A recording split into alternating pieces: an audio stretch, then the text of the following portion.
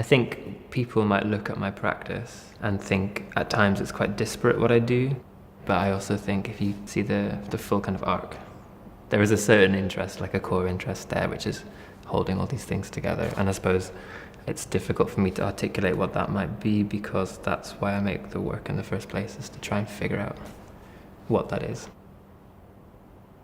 The theme that's been talked about most recently, and I think this is kind of a big one, has been the play between the sort of digital world and the handmade, or the kind of crafted world, and how those two things can meet.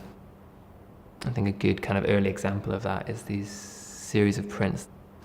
And these prints were made by taking an internet image of this female runner called Casta Semenya and putting that into Photoshop, and then using a tool in Photoshop that turns the image into a three-dimensional file. It almost vacuum forms the image based on its relative tonal values, so you get these peaks and troughs. And as you rotate the file, it goes from being kind of legible into this sort of very abstract, scientific-looking thing. And then from that, I composed just a very basic colored background, just to try and give this digital object a kind of landscape. I feel like everything I make kind of is a painting, but it doesn't have to be made with the paint. So I've made a lot of works recently that I've used a material called jesmonite, which is a kind of synthetic plaster, and a kind of toner transfer process where you pour this material onto a laser print, and then you can rub away the paper afterwards, and it leaves the print on the surface of the object. Well, I guess that opens up space between painting, sculpture, printmaking.